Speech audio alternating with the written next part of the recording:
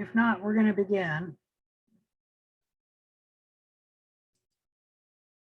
So when we look on the schedule, why is this different here? We're going to be covering Lab 01 today, the ubiquity of microorganisms. Please note you need to take the online plagiarism quiz and take the tutorial and then the quiz. The quiz must be taken by 11:59 p.m. Saturday. That's September 25th. You must achieve 100% on your quiz score. If you don't get 100%, please take it over until you get 100%.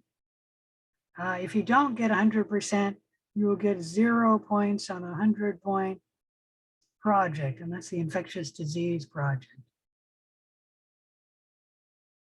Speaking about the infectious disease project, I've got a note up here in the syllabus that you should read the infectious disease project in the file called Project Instructions on Canvas.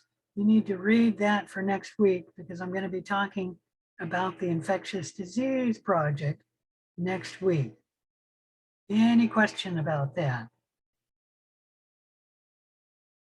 So if you come to the lab or the Canvas website, scroll down to week lab 2. And on the bottom of week lab 2, oops, went too far.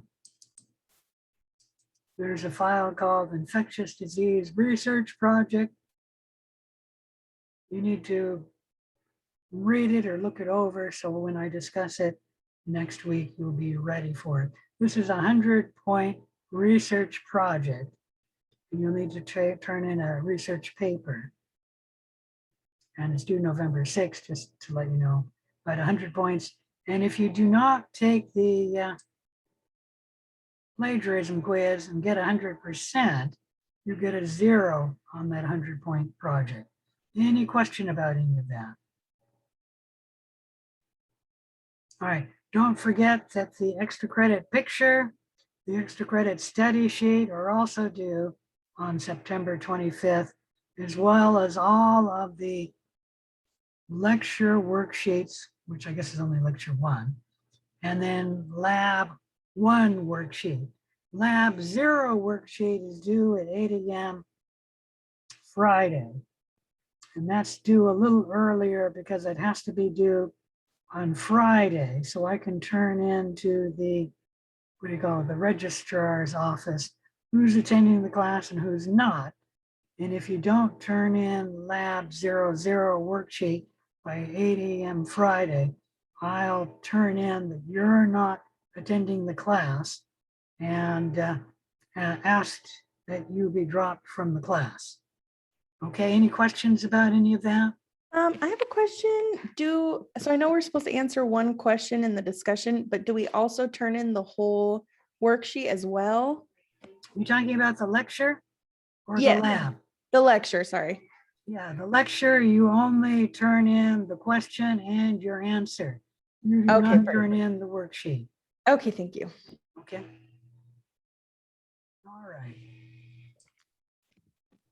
Don't need to go there anymore. So let's go and talk about lab module 1. The ubiquity of microorganisms. You do need to read generally in these lab modules some material beforehand. In this lab module, it's not reading very much, page 157 to 162. If you have the current version of the textbook, and page 162 to 163. That's a good question. Why don't we just move it? I guess it's on culture media and obtaining pure cultures. There's some supplemental material in this lab. You'll watch some video clips, and then that's it. The primary learning objectives for this lab: upon successful completion, you should be able to know that microorganisms are almost everywhere, be able to describe the purpose of different culture media, be able to describe what colony abundance is, diversity, and morphology. And we're talking about the diversity and morphology of colonies or bacteria that form colonies. be able to define the following terms: inoculation, ubiquity of microorganisms, what's something that's sterile, isolation, incubation, in vitro, culture media, and there can be a broth, there can be media in an agar plate. An agar is what makes the broth solid. Plate, what you grow it in, and you can also call that a dish. A slant, the test tube can be either a slant or a deep. I'll talk about what those are in a minute. I know what a fastidious organism is, what non-selective media is, what ubiquitous means, and what a colony is. Microorganisms are organisms that are too small to be seen with the naked eye, meaning without magnification. This does include viruses and prions, and they're special because in a way, they're not an organism. They do not have cells, but they are considered a microbe. And we're going to include them in with a microorganism. In the group of microorganisms, we also talk about helminths and worms. And even though the adults are not microscopic, their infective stage usually is microscopic. And helminths and worms are studied by microbiologists. And we'll talk more about that later. The phrase ubiquity of microorganisms refers to the concept that microorganisms are found essentially everywhere. Something that is sterile will be free of living organisms. In this lab, we're going to investigate the abundance and diversity of microorganisms in common environments. We'll also learn about basic lab protocols, including the use of solid media, labeling lab cultures, procedures for disinfecting lab benches, and procedures for washing our hands. Any questions about any of this? When we're talking about a culture media, you should know that we can also call a culture media a growth medium.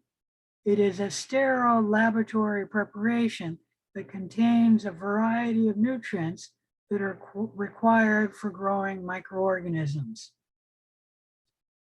The mixture of nutrients differ depending on the media. The culture media can be a liquid. We call these broths.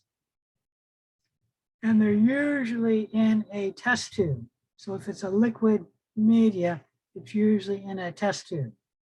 We can add agar to liquid media to make it a solid media. And there are some other ingredients we can add to a liquid media to make it solid, but agar is by far the one we use the most in microbiology. Agar is just a gelatinous substance that when it solidifies, makes the liquid media solid. All right, so there's a video you need to watch on preparing pour plates. So click that link. And then an important question is, why must a culture media be sterile prior to being used? If it's not sterile, it will grow other microbes which will contaminate what you're trying to grow. Here we're looking at agar plates. Generally, we have solid media in the agar dishes or the Petri dishes, also called plates. In a broth, we usually have it in a test tube, but we can have solid media also in the test tube. And this is a deep where the agar is simply flat in the test tube. And then this we call a slant, where the tube is put at an angle and then the agar will form a slant. And how you do that is when you make the tube, I don't know, can you guys see this? You guys, I'm not sharing my screen, am I? No, you're not. Yeah, you guys got to tell me. I've been talking about the lab and I'm not sharing the screen. like I said, I was just following along on the lab. I'm sorry. I think I was just following along on the lab and going Okay, off well, your that's good words. that you were following. Yeah, I try to show you as well as discuss it. And I thought I was showing you. And obviously it was not. Does that mean when I was showing you my web page that nobody was able to see it? Yeah, no, we didn't see it. Yeah. So scroll down to week 2. I was trying to show you in the lab, and there's the infectious disease research project. All right. So when I'm not just showing you the page, let me know, because I try to show those. And I thought I had clicked the button to share the screen, and apparently it did not take, and I wasn't sharing the screen. And then all I see is this thing here that tells me that I'm there. And so that wasn't there. And that's why I wondered, am I not sharing the screen here? So it's difficult for me to know what's going on. So if I'm not doing it correct, let me know. I thought I stated, okay, turn on the recording. Let's share the screen. And that means I'm trying to get those done. Okay. All right. Anyways, there's the auger plates, and there's a deep where the auger is flat, and there's a slant where what you do is you take the test tube. This isn't a test tube. Let me see, this isn't showing up very well. And you hold it at an angle, and then it'll form a slant like that. All right, any question about any of that? Is there anything else you guys needed to see? Nope, not really. All right. So we're going to be talking about different media in this lab. Today, we're going to be discussing general purpose media. It is a non-selective media in function, meaning it doesn't select for certain cells over other cells. It's usually complex in composition, and general purpose media are used to grow many organisms, and they supply peptones, yeast, and beef extract, or other ingredients like that to supply the nutrients. A general purpose media is used to grow non-fastidious organisms. A fastidious organism is one that is difficult to grow, and you must add additives to the media in order for the fastidious organism to grow. I'm trying to think, Streptococcus pyogenes, which causes strep throat, is a fastidious microorganism, and it will not grow in general purpose media. You have to supply blood to the media before Streptococcus pyogenes will grow in the media. And we'll talk about fastidious organisms and the media used to grow them in another lab. Any questions about any of that? All right, there are 3 general purpose media that you should know, and they're very commonly seen in the microbiology lab. There's nutrient agar with yeast extract, and we usually call that NA just by taking the N, the A, the Y, and the E from the first letter in the names of this name. You get NA media. It's very similar to nutrient agar. It's the same, other than it has yeast extract added, so it's a little richer. Another general purpose media is tryptic soy agar, or TSA. And we use all of these in microbiology. In our class, we probably use NA the most. But you should know all 3 of those. Those are the only 3 general purpose media we'll discuss. Labeling. Everything in the microbiology lab should be labeled, and you need to label everything correctly. To label something correctly, add your name or your initials, add the date, the type of media like nay. Is that shown here? Nope, this is TSA. The incubation temperature is optional. Is that shown? Yep, right there. So the name, what you're growing. Did I state that? Oh, the inoculum. E. coli in this case. The date, the media, and then the incubation temperature is optional. You can add a piece of tape to do that. Generally on the plate, it's best just to write around the periphery of the bottom of the plate. But on a test tube, you need to add tape and then write on the tape for what it is and appropriately label it.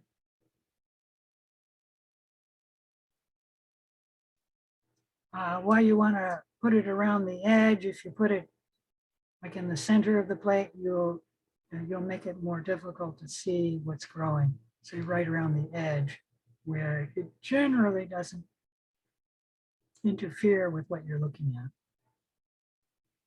You always write on the bottom of the plate. We'll talk about that later. Inoculation is the placement or transfer of microbes into a sterile culture medium. You can inoculate with a various tool, or you could, if you're just inoculating with the air, open the plate to the air and let the microbes from the air fall on the plate.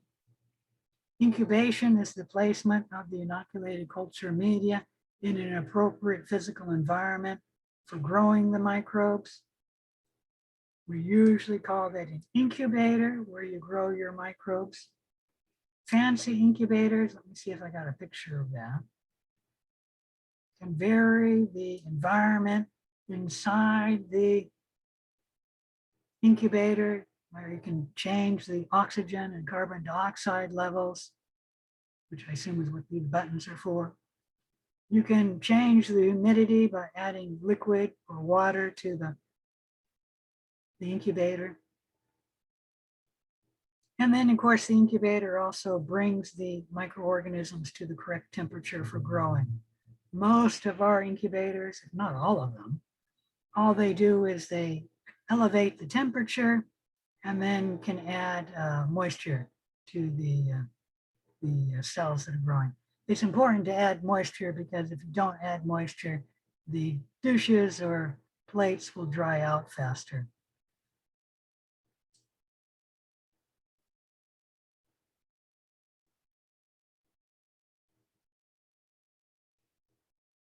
All right, some important notes about incubating agar plates in an incubator. An incubator is where you incubate things, and this is an incubator. It's important to put the plate in upside down, okay?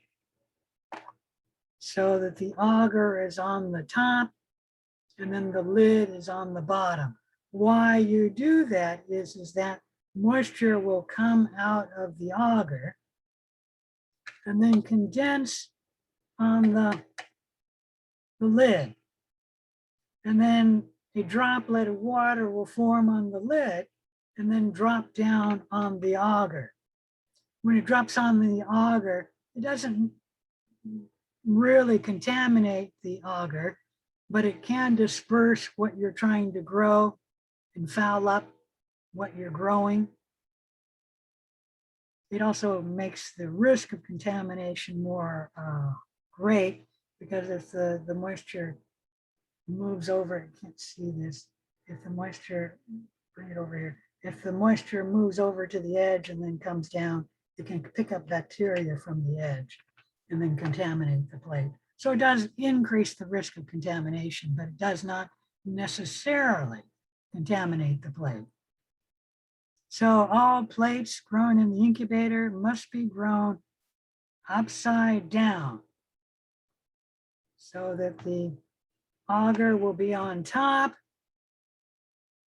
And then when the moisture comes out of the auger, it will condense on the auger.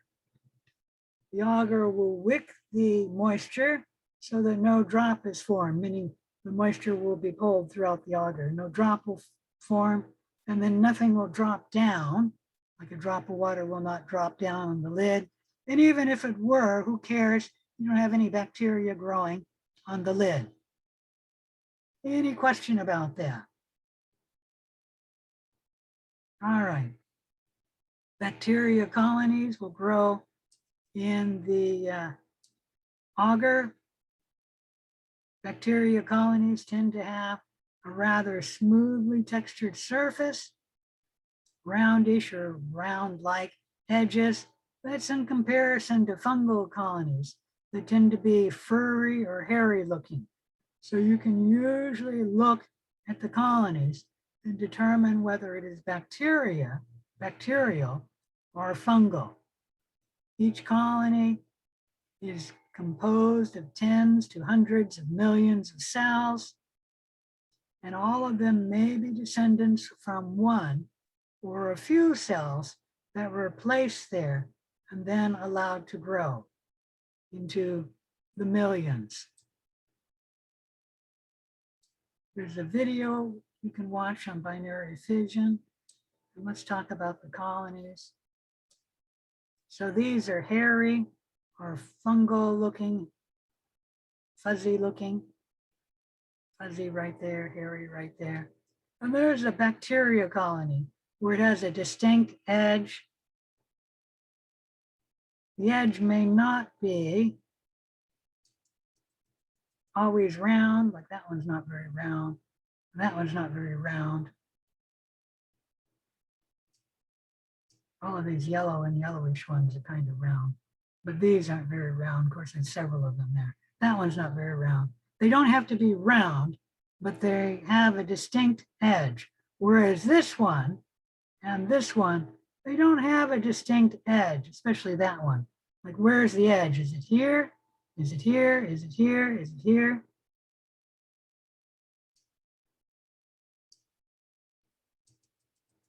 Fungal colonies also tend to grow faster than bacterial colonies, so they tend to be bigger.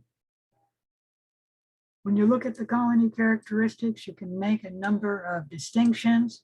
You can distinguish between the shape. There's a circular colony, an irregular shaped colony, a filamentous colony or rhizoid, and a spindle shaped colony. You can look in the edge of the colony, and if the margin, the edge, is like circular, we call it entire edge. And then there's a ruffled edge, which you can call undulate, lobate, and curled. And I'll never show you a colony and ask you to tell me, is it lobate or undulate? Okay, I will simply ask, is it an entire margin or is it undulate or lobate? Any questions about that? The same, I won't ask you to distinguish between rhizoid or filamentous, but I would ask you, is it rhizoid / filamentous or entire? Colonies have an elevation. There can be a flat colony, a raised colony that looks like a mesa. There can be a convex colony, a pulvinate, and that's extremely convex, and then an umbunate. I'll never ask you, is this colony pulvinate or convex, because I would have a hard time with that one. But I could ask, is it umbunate, convex, or raised? There's a size of a colony. You got punctiform, and that's a pinprick. Small is about the size of a pencil. I don't know, can you see that? I'm not able to get this pencil to show. What the heck? How funny. Well, oh, there we go, kind of. No, oh, there it is. Size of the pencil is small. Moderate is between the size of the pencil and the size of the eraser, you call it moderate. And then if it's the size of the eraser or larger, you call it large. The texture, where the colony is smooth or rough, you describe the colony as glistening, that's shiny or dull. You can describe the colony as pigmented, meaning it has color, or non-pigmented, it does not have color. And then you can describe its optical properties. Is it opaque, translucent, or transparent? Transparent is something like see-through plastic or glass. Translucent, where you can see through, but you can't see through perfectly. And that would be like lightly muddy water, where you can see the bottom of the stream, but it's lightly muddy, so it's translucent. And then opaque, you can't see through the colony at all. Come up here to the colonies. So is that opaque, transparent, or translucent? Opaque. Opaque. Is it pigmented or non-pigmented? Pigmented. Pigmented, it has color. A non-pigmented would be this one, that one, maybe a very light brown or off-white. We'll just say those three. And then all of these are yellowish, so they're pigmented. They're round colonies.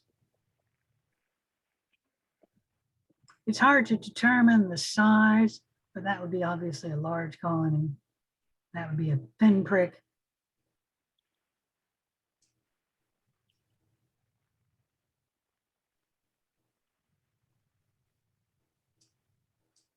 Oh, here we go. Shiny or dull, that might be hard to determine here. That one you can see, is that shiny or dull? Shiny. This one's shiny, yes. And of course, all of them here are opaque.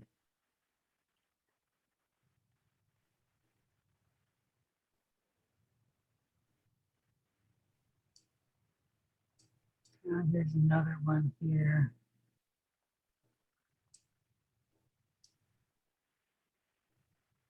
I think I've already talked about this. So we'll move on. That's a shiny one. That is a dull one. There's an irregular shaped one. That's irregular too. That's a round one.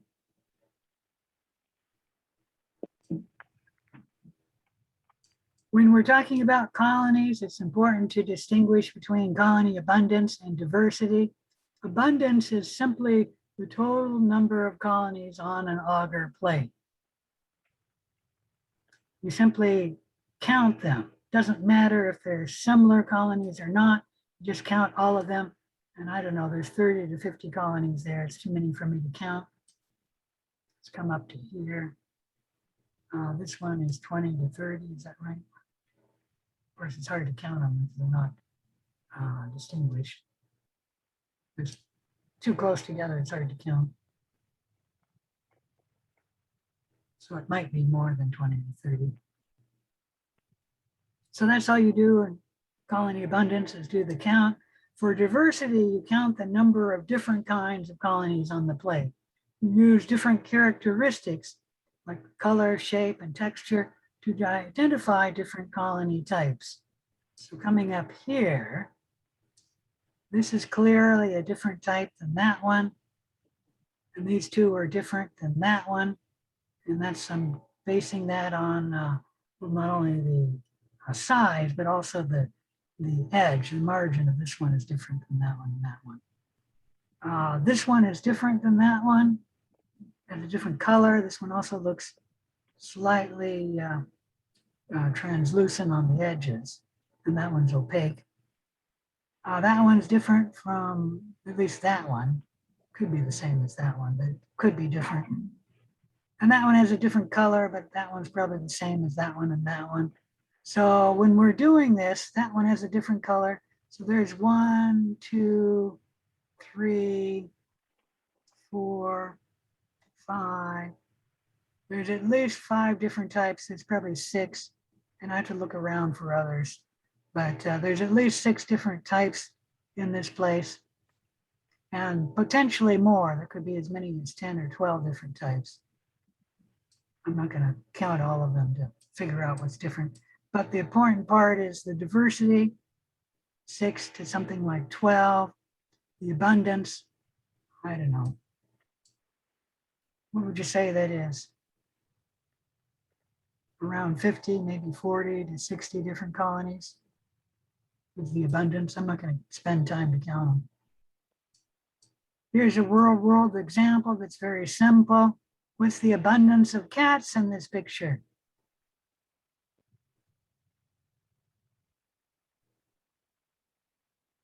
Nobody's stating it. 7 cats. 1, 2, 3, 4, 5, 6, 7. The diversity of cat species is how many?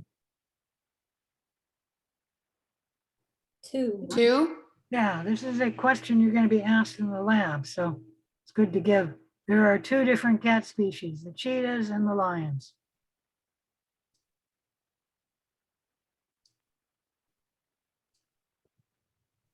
You should know the terms of this lab. And then complete the laboratory exercises. There's an interesting picture of somebody's hand, all the microbes on their hand. You don't need to look at the references.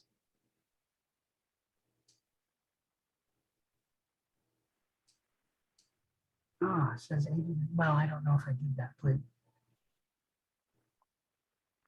All right, let's go on to the exercises. I don't have that here.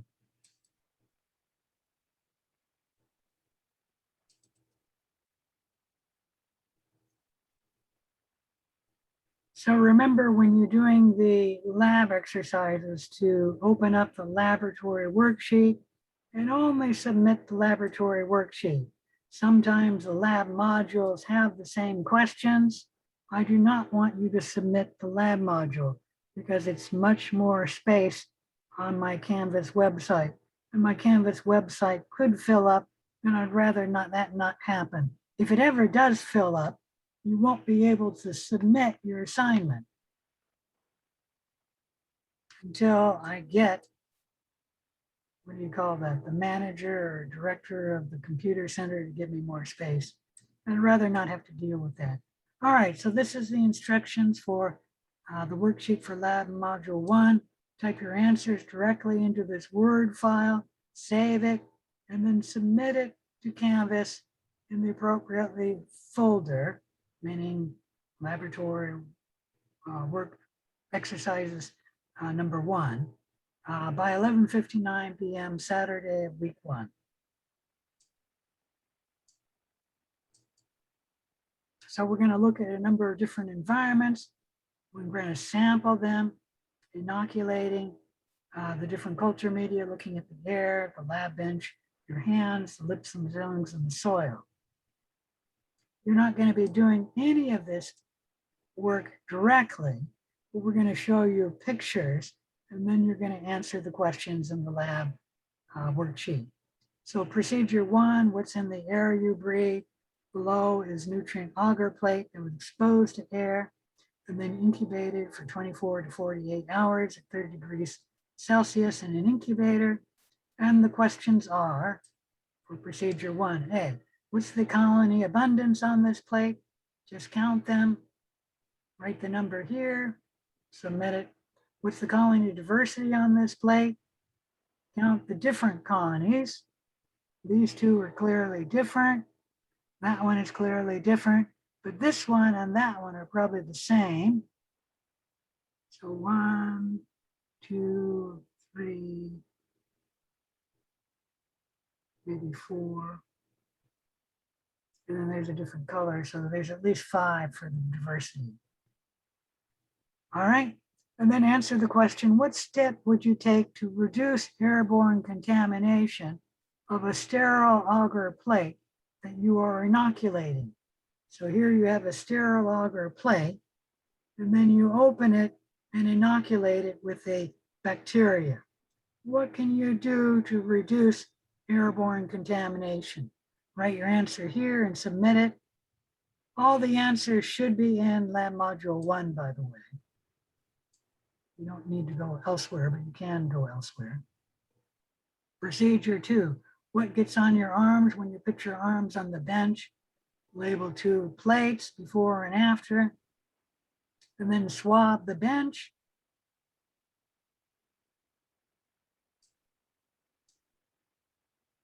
Swab the entire agar surface, and then do that for the bench, and then disinfect the bench, and then swab it after you've,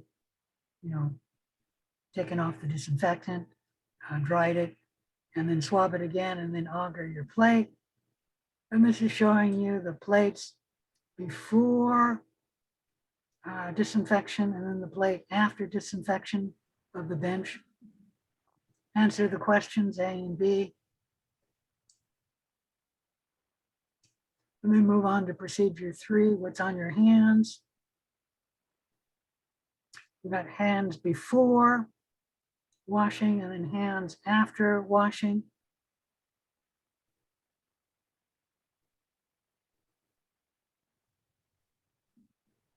You press the fingers of the hands onto the agar surface. So that would be the plate before. Fingers on the plate. And then wash your hands, and then you have to dry your hands. And then press your finger on the plate. You need to dry your hands so the comparison is valid, because if you put your fingers on the plate with dry hands, you'll have microorganisms from your fingers, and then you go and wash your hands. If you had water on your hands, the moisture will whip the bacteria from your hands onto the plate. And so you have to have dry hands, or else the comparison is not correct. Any question about that? Anyways, there's the plates after you wash your hands. Does hand washing work? And then 2, suggest a reason why hand washing did not result in the complete removal of microbes. It may have something to do with the normal microbiota of your skin. If you obtain an answer following research, either online or from your book, please provide a brief citation of your information source. So on this one, you may need to look that up. So it may not be in the lab. You need to ask, why is there more bacteria? Or why is the bacteria from your hands after you wash it not 0? Okay. You probably need to look that up. Procedure 4, when you kiss your significant other, what exactly are you giving him or her? What's on your lips and your tongue? So we're talking about French kissing here. So you're labeling 2 plates. One's going to be labeled lips, the other tongue, and then inoculate the plate with your lips, kissing the plate here and here, and then licking the plate with your tongue here, or touching the plate with your tongue there. And note this note that I have here. Note. Okay, so note that, and it's talking about this plate here. Sometimes people don't notice my note, and then they answer the question incorrectly. What plate has the higher colony abundance, the lips or the tongue? Why do you think this is the case, that one is higher abundance than the other? Give a reason for the observed difference in colony abundance between the lips and the tongue. And then C, you have to think about B a little bit. And then C, why was the tongue plate incubated at a higher temperature than the lip plate? I didn't mention that, but the lip plate was incubated at 30 degrees and the tongue plate was incubated at either 35 or 37 here. Why would there be a difference? And then 5, are there microorganisms in the soil? Label plates with soil and whatnot. Collect a small amount of soil.